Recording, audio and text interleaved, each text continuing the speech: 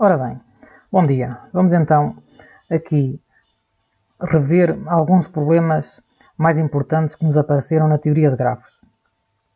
Para isso, vamos começar por ver aqui algumas imagens de um pequeno vídeo que há de aparecer no final. No último slide do PowerPoint que vou apresentar está lá um QR Code para depois verem este vídeo na íntegra. Vamos então a isto. Ó da casa, boa tarde. Vem trazer a palavra do senhor.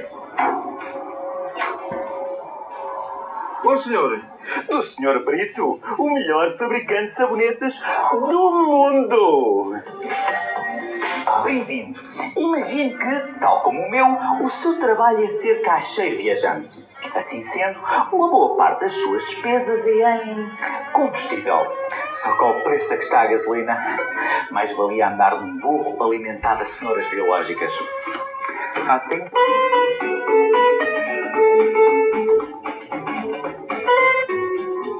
O problema do caixeiro viajante está no centro de uma das maiores questões científicas em aberto do nosso tempo. E isto é matemática.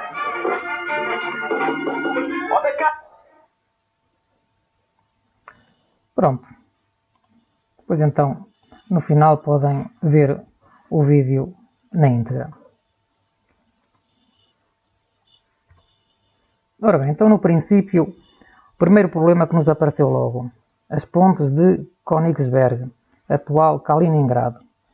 Qual era o problema aqui? Ou qual era o objetivo? O objetivo era passar ali por cima daquelas pontes, 7 pontes, estão ali representadas a vermelho, passar então por cima delas uma única vez, começando e acabando no mesmo ponto. Para isso, representamos esta situação através de um grafo. O A, o B, o C e o D representam então os lugares lá da cidade e as arestas representam as pontes. Tentámos andar aqui às voltas, demos voltas e mais voltas, mas nunca conseguimos, de facto, sair e voltar para o mesmo sítio, passando uma única vez por cima de cada ponte. Não foi possível. Mais tarde vimos o porquê. Aliás, está aqui já a razão. É que havia aqui vértices, e neste caso até são todos, havia então vértices que tinham grau ímpar. Quem é que nos ajudou? Na verdade foi o Euler.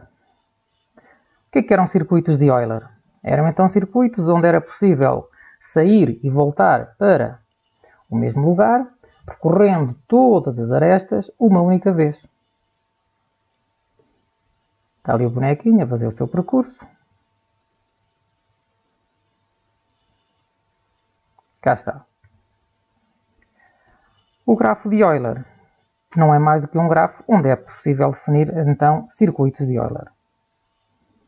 O teorema mais importante aqui foi aquele então que nos permitiu resolver a questão das pontes. E o que é que diz o teorema? Que para haver circuito de Euler é necessário que o grafo seja conexo, de facto é, mas também era necessário que os vértices tivessem todos grau par, o que não acontecia.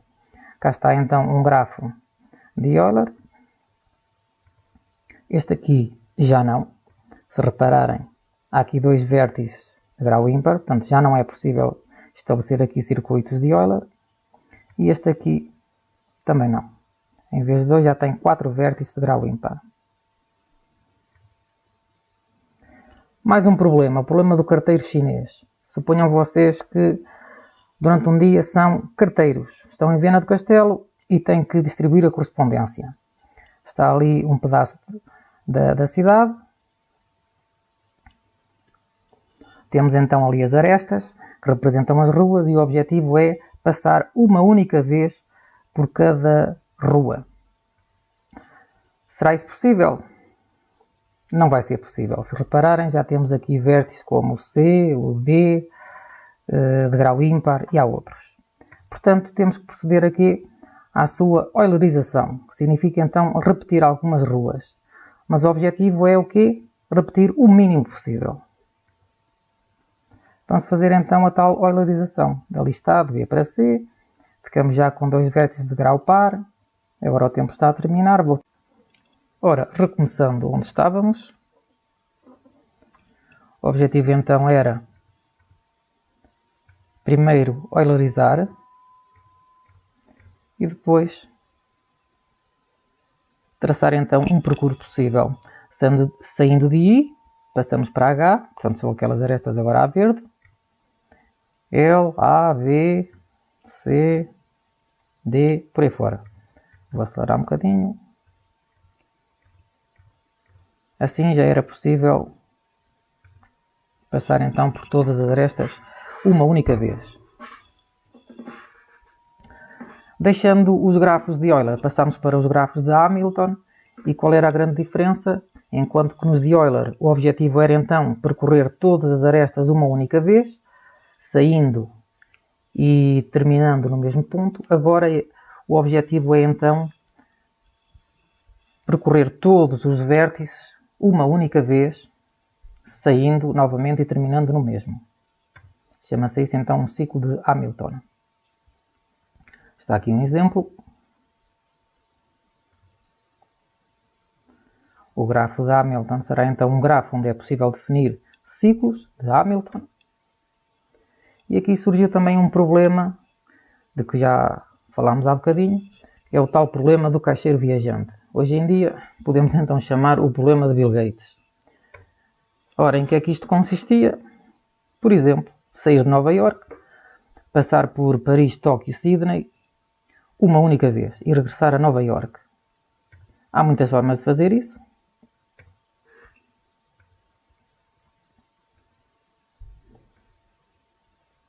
Saindo de Nova Iorque, posso ir ou para Tóquio, ou para Paris, ou para Sydney.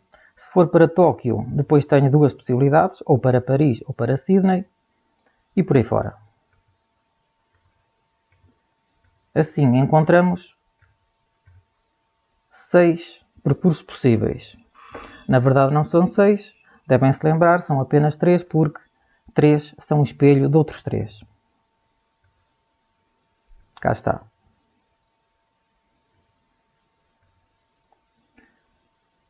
Podemos acrescentar mais cidades.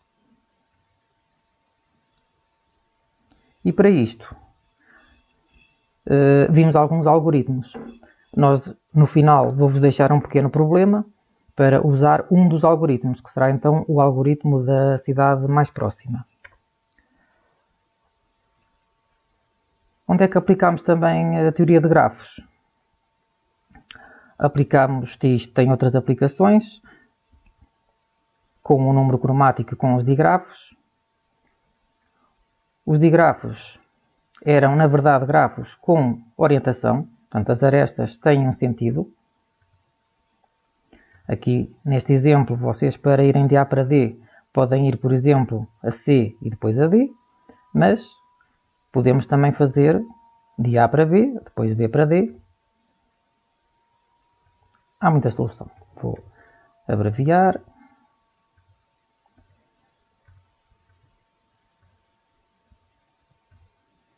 Ora, um problema de aplicação. Portanto, imaginem vocês que trabalham num aeroporto e qual é o objetivo? O objetivo é fazer a otimização de um conjunto de tarefas. Ora, um avião quando chega, antes de partir, passa por diversas... há diversas tarefas a realizar. Por exemplo, desembarcar os passageiros, descarregar as bagagens, limpar a cabine, carregar as bagagens dos novos passageiros, embarcar os novos passageiros e descolar. Cada tarefa tem um determinado tempo para ser feito. Qual é o objetivo? É determinar qual o tempo mínimo para que todas estas tarefas se possam realizar. Reparem que há tarefas, ou vai haver tarefas, que se podem fazer ao mesmo tempo. Portanto, não é chegar aqui, somar os tempos e dizer que o tempo mínimo é a soma daqueles tempos. Ora, coloquemos então isso num grafo. Vamos atribuir aos vértices as tarefas. Colocamos lá os tempos. E depois vamos pôr as setas. Por exemplo, aqui de A para C significa que C depende de A. Ou seja, limpar a cabine está dependente de desembarcar primeiro os passageiros. Agora o tempo está a terminar outra vez. Já vamos retomar. Ora, retomando onde estávamos, a construir então um digrafo. Já temos aqui os vértices e agora estávamos a colocar as arestas orientadas. Ora, aqui então o C depende de A, o E depende de C, porque para embarcar os novos passageiros é necessário primeiro limpar a cabine, por aí fora. Caminhos possíveis. Um primeiro de A para C e depois para E, duração 55 minutos. Um de B para E, 52 minutos. E depois um de B para D, duração 47 minutos. Então, qual é o caminho ótimo? Alguns mais descuidados estão a dizer que o caminho ótimo é o último 47 minutos, que é o tempo mínimo. Ora, na verdade, o tempo mínimo não é 47, mas é 55, porque com 55 minutos é possível realizar todas as tarefas. Com 47, alguma ficaria para trás. Ora, cá está. Pronto, este caminho ótimo é o tal caminho crítico. Agora vocês vão então usar o algoritmo da cidade mais próxima para responder a esta questão.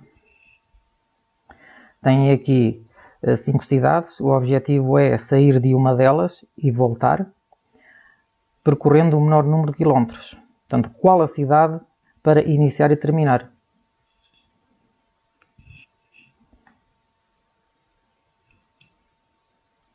Pronto, por último, depois, para verem o resto do vídeo, é só usar o leitor de QR Code e seguir aqui o caminho. E pronto, ficamos por aqui.